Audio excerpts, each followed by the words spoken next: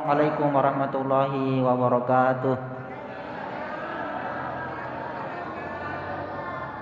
Alhamdulillahi rabbil alamin, wassalatu wassalamu ala Rasulillah wa ala alihi wa sahbihi ajmain, amma ba'd. Ibu-ibu dan adik-adik sekalian yang insyaallah Allah Subhanahu wa taala, terkhusus ustaz kita yang akan menyampaikan ceramah pada petang hari ini. Pertama-tama kita bersyukur kepada Allah Subhanahu wa taala yang mana pada petang hari ini di tanggal 1 Jumadil Akhir tahun 1443 Hijriah bertepatan pada tanggal 4 Januari 2022 Milahiyah. Atas izin Allah Subhanahu wa taala kita kembali dapat hadir di pengajian bulanan kita.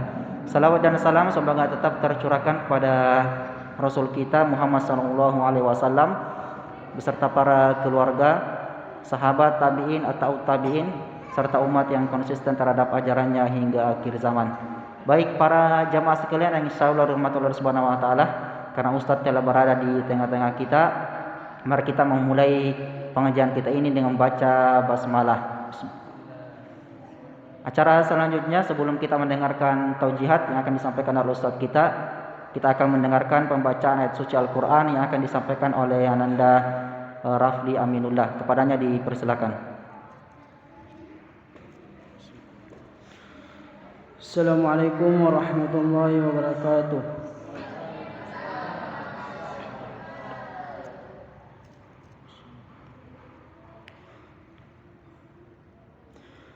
A'udzu billahi minasy syaithanir rajim. Bismillahirrahmanirrahim.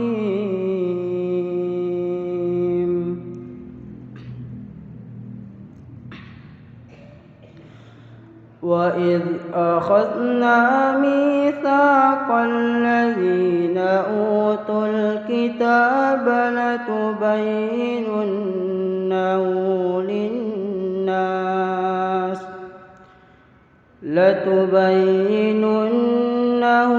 لِلنَّاسِ وَلَا تَكْتُمُونَهُ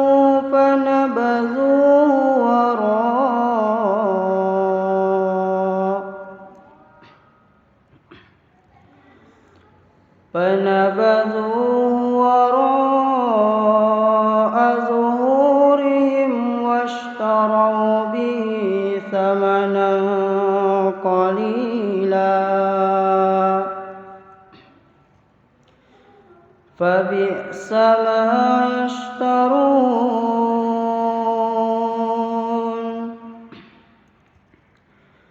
لا تحسبن الذين يفرحون بما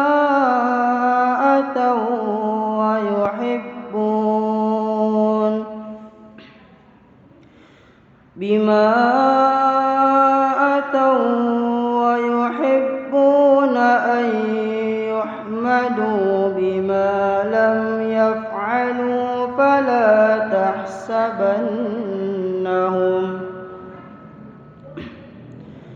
فلا تحسبنهم بمفازة من العذاب ولهم عذاب عليم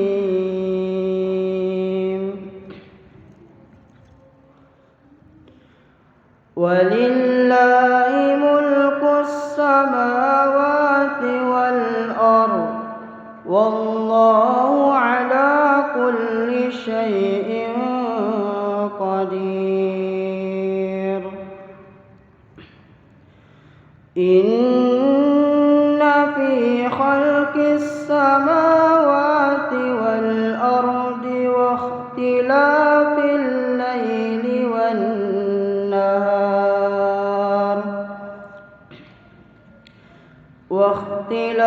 الليل والنهار لآيات لأولي الألباب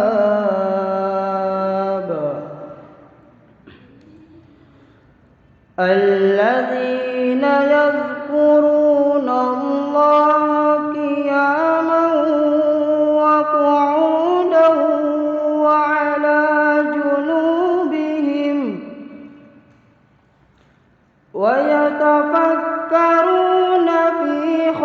خلق السماوات والأرض ربنا ما خلقت هذا باطلا سبحانك فقنا عذاب النار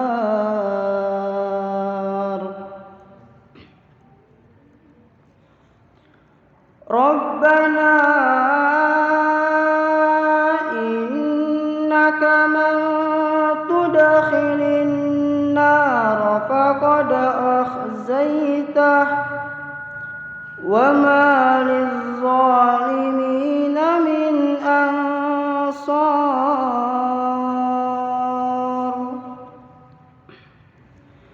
ربنا إننا سمعنا مناديا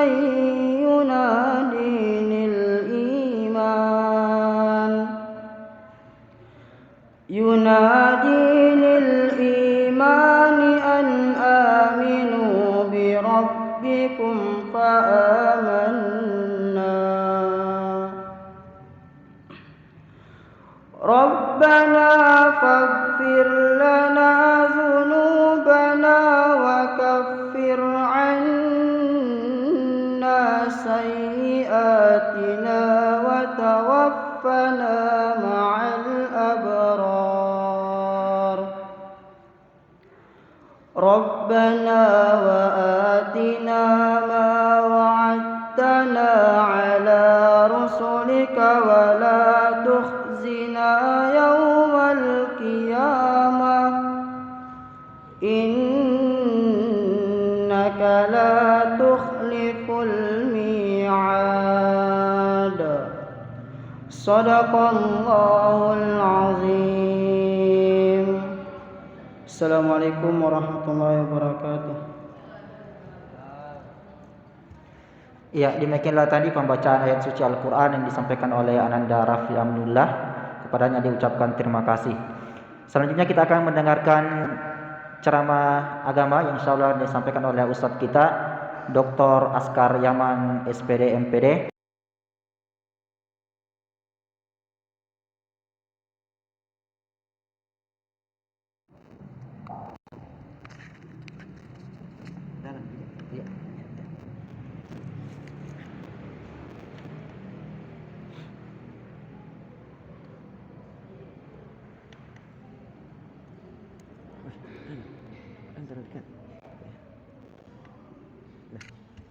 Cek.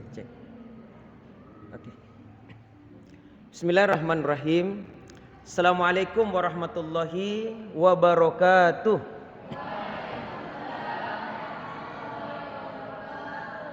Alhamdulillahirabbil alamin wa bihi nasta'in ala umurid dunya waddin. Asyhadu an la ilaha illallah wahdahu la syarikalah wa asyhadu anna Muhammadan abduhu wa rasuluh, amma ba'd. Ibu-ibu serta anak-anakku sekalian, para santri tahfizul Quran, alhamdulillah kembali kita memuji dan bersyukur kepada Allah Subhanahu wa taala, di mana di sore hari ini alhamdulillah kita semuanya masih dalam keadaan sehat walafiat, dan tentunya kita berdoa kepada Allah Subhanahu wa taala semoga kita ini termasuk orang-orang yang masih mendapatkan lindungan dari Allah Subhanahu wa taala. Pada sore hari ini alhamdulillah kita masih diberikan nikmat berupa kesehatan, kekuatan serta kesempatan untuk kita dapat bersama-sama hadir di masjid ini mengikuti kegiatan pengajian yang alhamdulillah telah rutin dilaksanakan oleh ibu-ibu majelis taklim. Semoga kebersamaan kita ini pun bernilai ibadah di sisi Allah Subhanahu wa taala dan mendapatkan ganjaran pahala yang berlipat ganda. Jamaah sekalian yang sangat berbahagia, kesempatan pada sore hari ini kami ingin untuk mengingatkan ulang kita bagaimana pentingnya kita membina generasi kita, membina anak-anak kita. Karena anak-anak yang kita lahirkan itu, ibu-ibu sekalian, mereka itu adalah merupakan nikmat dari Allah Subhanahu wa taala. Tidak semua pasangan suami istri mendapatkan nikmat berupa anak.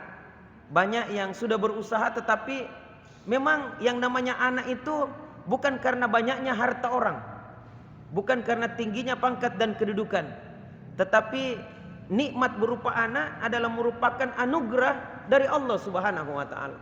Makanya di saat kita mempunyai anak, bersyukurlah kepada Allah. Itulah nikmat yang sangat besar yang Allah Subhanahu wa taala berikan kepada kita.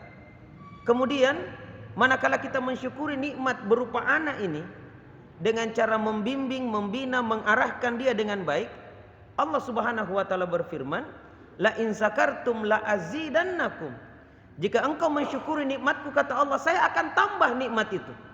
Maka nikmat berupa anak, kalau kita syukuri dengan jalan membina, membimbing, mengarahkan dia dengan baik, maka Allah Subhanahu wa taala akan memberikan kepada kita tambahan nikmat lewat jalur anak-anak kita. Jadi Allah akan memberikan kita tambahan nikmat lewat jalur anak-anak kita. Ini jamaah sekalian. Makanya bersyukurlah kepada Allah atas nikmat yang sangat besar ini.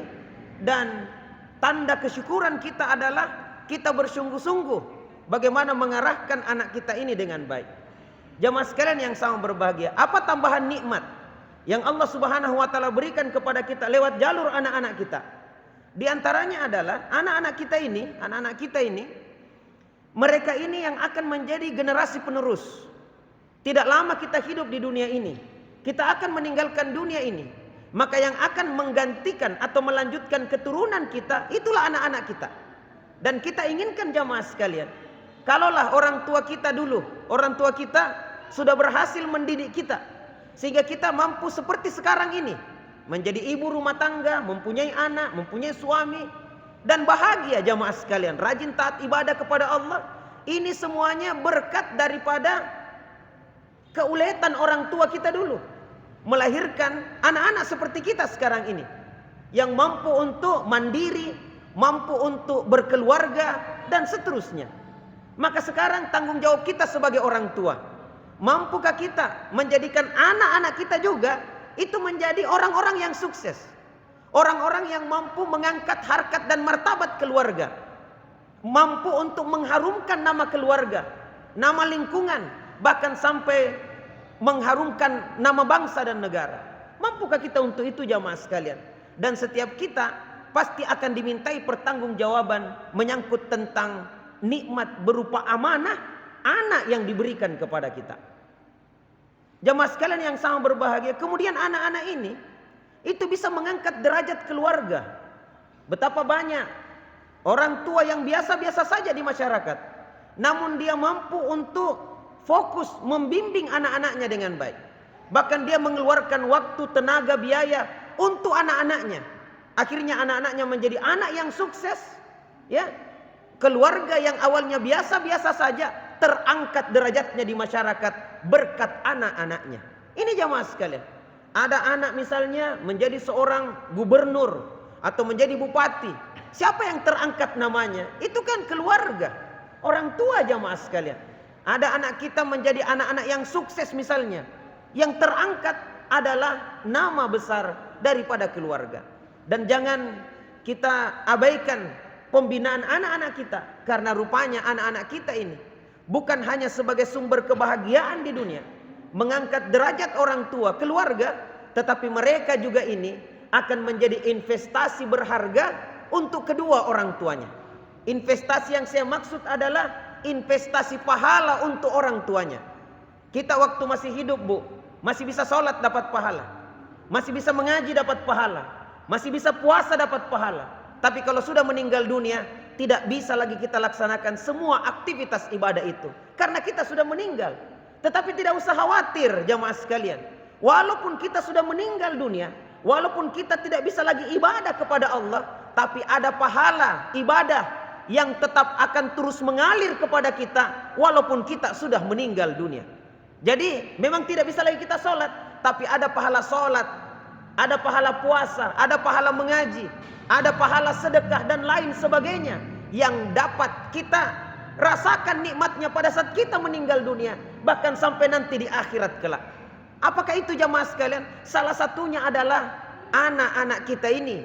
Rasulullah bersabda, "Iza matal insan In kata amaluhu illa min salas, sadaqatin jariyah, au ilman yuntafa'u bih, au waladun soleh yad'ulah. Jika meninggal manusia, maka akan terputuslah amalnya dengan dunia kecuali 3. Yang pertama sedekah jariyah, yang kedua ilmu yang bermanfaat, yang ketiga adalah anak soleh yang senantiasa mendoakan kedua orang tuanya. Bayangkan, usia kita di dunia mungkin cuma 70 tahun, tapi pahala yang kita dapatkan boleh jadi bisa ratusan tahun, bahkan ribuan tahun. Salah satunya adalah anak-anak kita.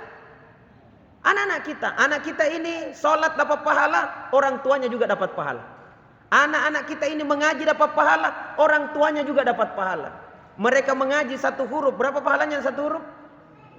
10 pahalanya 1 huruf. Tidak dikatakan alif, lam, mim 1 huruf. Alif 1 huruf, lam 1 huruf, dan mim 1 huruf. Baca alif, lam, mim, 30 pahala yang dia dapatkan. Orang tua tidur-tiduran di rumah, istirahat di rumah, anaknya mengaji, anaknya ikut nyantri di pesantren, di tahfizul Quran, mereka mengaji, mengalir pahalanya juga untuk orang tuanya jamaah sekalian. Inilah pahala yang akan terus mengalir, tidak akan putus. Bahkan anak-anak kita ini setelah dia taat ibadah kepada Allah, setelah besar dia menikah ya dan punya anak, anaknya ini atau cucu kita dibina dengan baik oleh orang tuanya, oleh anak kita yang sudah jadi orang tua. Dibina dengan baik cucu kita ini. Cucu kita ibadah dapat pahala, orang tuanya dapat pahala, neneknya juga dapat pahala jamaah sekalian. Bahkan cucu kita ini setelah besar menikah lagi dan punya anak, terus mengalir pahala. Jadi walaupun kita sudah meninggal dunia mungkin ratusan tahun, tapi generasi kita berikutnya tetap melaksanakan ketaatan kepada Allah, maka terus akan mengalir kepada kita jamaah sekalian yang sama berbahagia. Makanya jangan sia-siakan nikmat yang satu ini. Jangan lupakan nikmat yang satu ini, karena sangat besar nilainya jamaah sekalian yang sama berbahagia. Nah, kemudian untuk mendidik anak-anak kita ini tidak semudah apa yang kita bayangkan. Ya, perlu ada usaha memang. Karena yang namanya kebaikan perlu diusahakan. Beda dengan keburukan.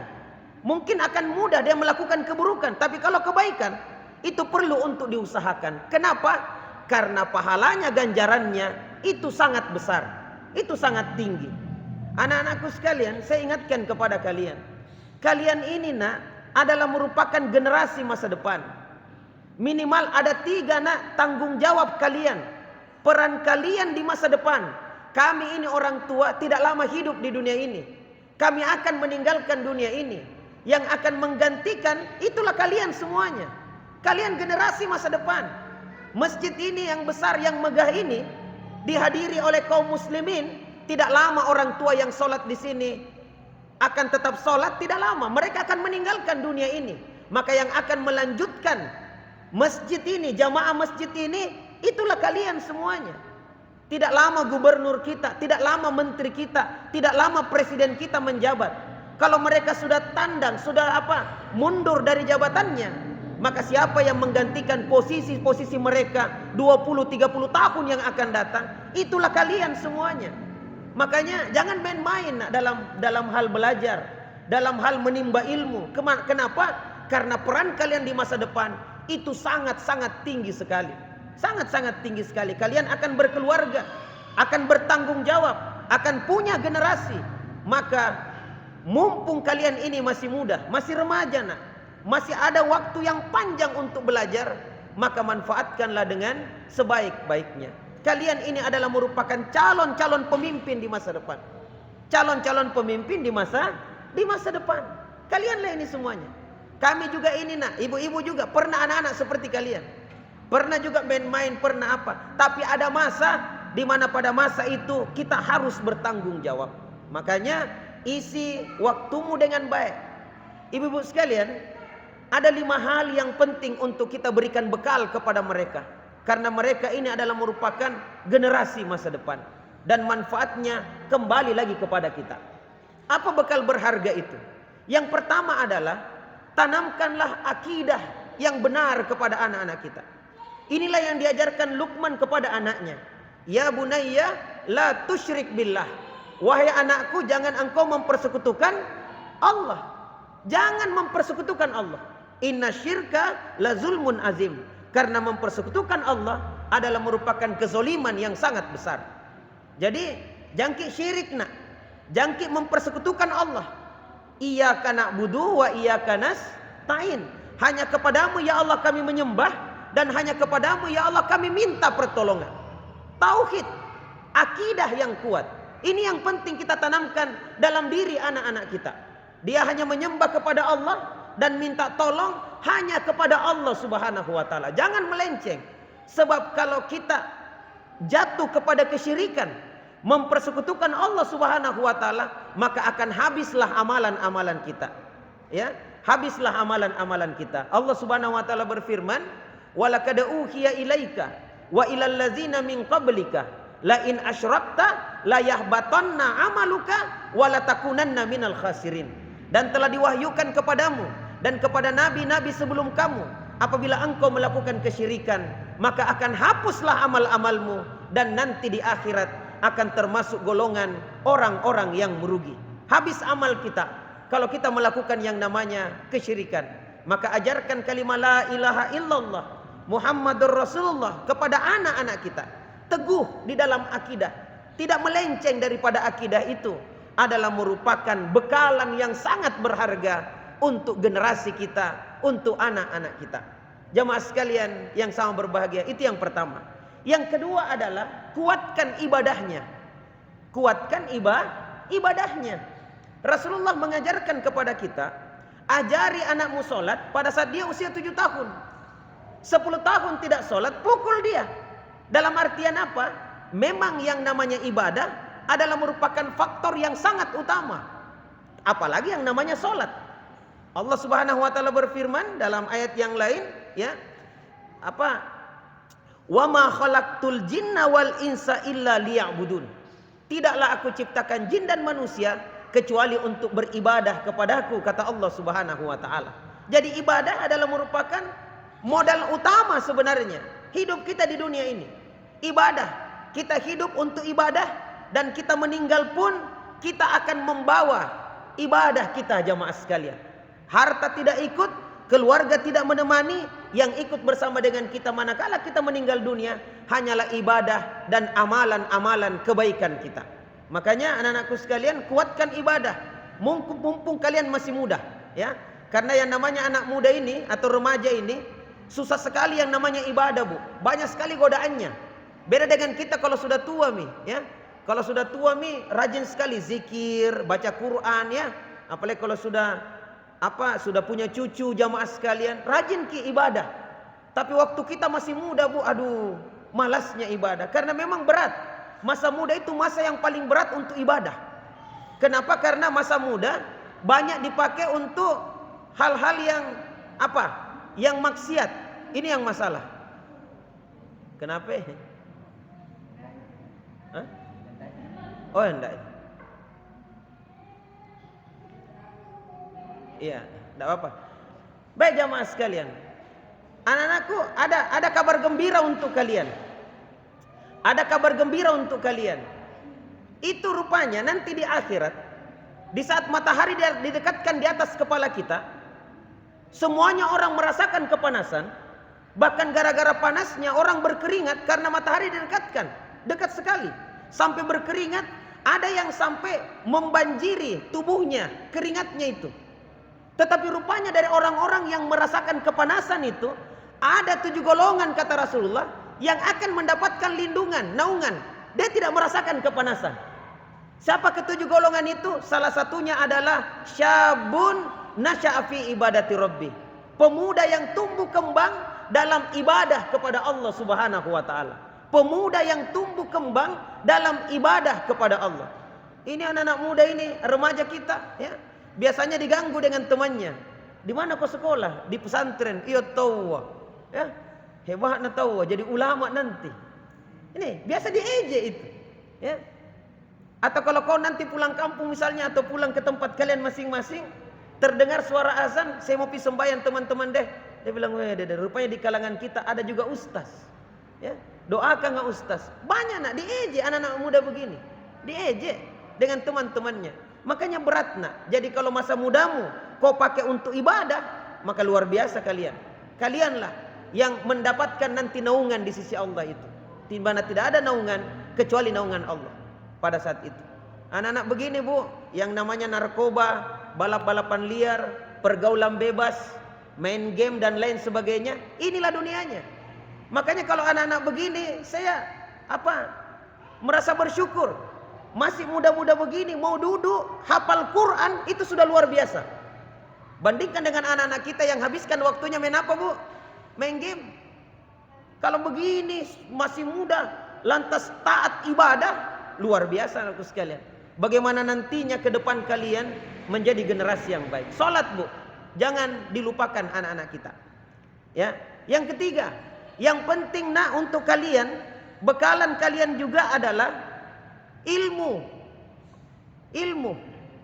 pengetahuan dan belajar kina. Jadi bukan hanya sekedar hafal Quran, tetapi juga belajar ilmu-ilmu yang lain yang penting untuk kalian. Ilmu matematika, fisika, bahasa Inggris, bahasa Arab dan lain sebagainya. Jadi selain saya yakin di tahfiz bukan hanya diajarkan mengaji saja Ustaz ya, tetapi ditambahkan juga dengan ilmu-ilmu yang lain, sebab itu yang akan menjadi bekal kita ke depan. Ya, minimal kalian kuasai 3 ilmu itu. Apa itu? Membaca, menulis, berhitung. Karena bagaimana kau mau jadi presiden nanti kalau kau tidak tahu membaca, ya, tidak tahu berhitung. Nah bodoh-bodoh kau menterimu, ya, harus pintar Makanya anak-anak begini yang hafiz Quran, lantas tamat SMA masuk ke dokteran, luar biasa Bu. Dokter hafiz Quran, dokter hafiz Quran, ya, insinyur hafiz Quran, guru hafiz Quran. Ini luar biasa. Jamaah sekalian, maka belajar kina. Dan yang namanya belajar memang berat. Belajar itu berat. Yang ini itu santai. Enaknya itu kok santai. Santai mako, ya, enak sekali. Yang berat itu adalah belajar. Kenapa? Karena butuh waktu, tenaga, biaya, fokus. Itulah orang yang belajar. Tetapi hebatnya, jangki santai kalau santai, enak-enak kok, ke depan santak kok. Ya, ini saya biasa bilang dengan siswaku, santai kok santak kok. Sedangkan yang rajin saja sekolah belum tentu naik kelas. Apalagi yang santai. Kamu menyibukkan waktumu di masa muda sebentar Ji. Tidak panjang, tidak lama. Saya biasa bilang begini anakku sekalian. Ibu-ibu, anak-anakku sekalian. Saya biasa bilang begini dengan siswa saya, mahasiswa saya. Sedikit waktu yang kau habiskan untuk menuntut ilmu, sedikit Ji waktu, tidak panjang Ji menuntut ilmu. Kau akan rasakan manfaatnya jauh lebih panjang daripada waktu yang kau habiskan untuk menuntut ilmu. Tidak lama Ji. Tidak lama Ji kita belajar, tapi manfaatnya jauh lebih panjang. Tidak lama Ji kita belajar membaca, tidak lama. Mungkin 1 tahun. Belajar membaca waktu kita masih kecil, kelas 1 SD atau TK ya, kita belajar membaca. Kan berat itu. Ada orang tua kita di samping, belajar kok. Jangan kau tidak tahu membaca. Ya, kalau kita tidak tahu, didatik lagi telinga tak. Nah, begitu modelnya. Tetapi kita sabar, kita tekun, kita fokus. Tidak lama Ji kita belajar membaca. Tapi setelah tahu membaca, berapa lama kita rasakan manfaatnya? Berapa lama kalian rasakan manfaatnya setelah tahu membaca? Berapa lama? Sampai dengan hari ini. Tidak lama Ji kita belajar Quran, tidak lama Ji. Belajar Iqra, mungkin sampai Iqra 6 bulan atau 1 tahun. Tapi setelah tahu baca Quran, berapa lama kalian rasakan manfaatnya? Berapa lama? Bahkan kalian sudah bisa menghafalkan Quran berkat kau belajar baca Al-Quran. Tidak lama Ji. Saya kasih contoh yang lain. Tidak lama Ji kau belajar naik sepeda. Tidak lama. Ya, mungkin 1 minggu jatuh bangun. Tapi setelah tahu naik sepeda, semua lorong adalah milikmu. Tidak lama Ji kau belajar naik sepeda, jatuh bangun 1 minggu, berdarah-darah. Tapi setelah tahu naik sepeda, puluhan tahun kau rasakan manfaatnya. Ada sepeda di luar, langsung kau pakai. Ya, tidak akan hilang itu, tidak akan hilang nih. Adakah pernah hilang di kepalanya caranya tahu naik sepeda? Tidak hilang. Biar kau dihipnotis, tidak bisa hilang. Padahal kita belajar cuma satu minggu, tapi manfaatnya luar biasa panjangnya. Jadi jangki main-main mumpung kalian masih muda. Ya, tidak lama jika kau belajar berenang, tidak lama. Berapa galon air masuk di paru-paru pada saat belajar berenang? Tenggelam, talam buru apa semuanya. Tidak apa-apa. 1 bulan kau belajar berenang, tapi setelah tahu berenang, semua samudra adalah milikmu. Semua samudra adalah milikmu. Kau lanjutkan pendidikanmu nak ke Madinah, ketemu laut, inilah duniaku. Ya, lanjutkan ke Jerman, ketemu laut, inilah duniaku. Enaknya kalau tahu berenang. Kalau tidak tahu berenang, hanya menjadi penonton saja. Dan untuk tahu berenang harus belajar. Tidak ada orang itu di tenda langsung masuk ke sungai, langsung pintar berenang, tidak ada. Yang ada adalah belajar, dan itu berat nak. Banyak masalahnya. Itu jadi belajar nak, belajar. Kalian duduk sekarang ini menimba ilmu, menghafal Quran nak. Setelah kau hafal Quran, kau akan rasakan manfaatnya puluhan tahun, bahkan sampai dengan meninggal dunia. Luar biasa jamaah sekalian. Tidak gampang. Makanya ibu-ibu sekalian, kalau ada anak yang ikut mengaji, hafal Quran, hargailah. Pas dia hafal 1 juz, Bu, aduh ya Allah, kalau perlu kasih hadiah, Bu. 1 juz loh ini dia hafal.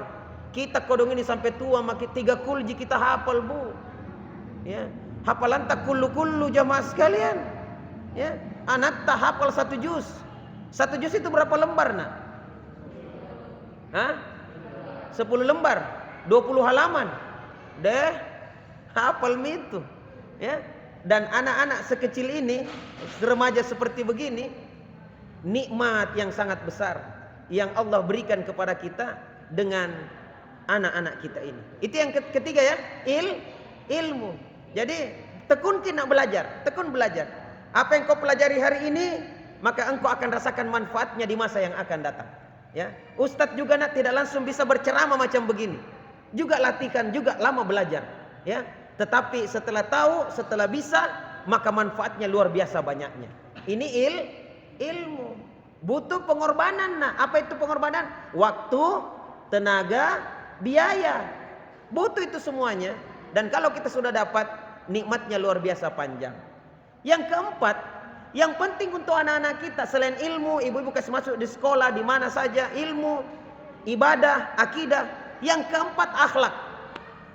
Yang keempat, akhlak. Dan inilah yang lemah hari ini. Banyak pemimpin kita, Bu, pintar-pintar, hebat-hebat. Cuma ada yang kurang. Apa itu? Kejujuran. Kejujuran. Ini yang lemah. Ya, bayangkan jamaah sekalian, kata KPK rilis datanya, 86% koruptor di Indonesia yang ditangkap, 86%-nya itu alumni daripada perguruan tinggi. Alumni perguruan tinggi. Bahkan ada yang bergelar profesor doktor. Ya. Kita pun heran, kok tidak berbanding lurus antara tingginya gelar-gelar keilmuan akademik dengan yang namanya kejujuran. Tapi kalau nanti yang jadi pemimpin anak-anak hafiz Quran macam begini, wah, tidak berani korupsi. Ya. Kenapa? Pada saat dia mau ambil uang negara, dia mau ambil uangnya orang, atau jangan uangnya orang, sendalnya orang dia mau ambil, astagfirullah, ada Allah yang melihat. Tidak jadi. Ada Allah. Mungkin dia katakan, mungkin saya bisa bebas dari pengadilan dunia. Saya bisa sogok hakim, jaksa pengadilan. Bahkan saya bisa hilangkan barang bukti. Tapi nanti di akhirat, apa yang mampu untuk saya sogok pada saat itu? Allah berfirman di surah Yasin. Surah Yasin nak. Ya, surah ke-36 ayat 65. Apa itu?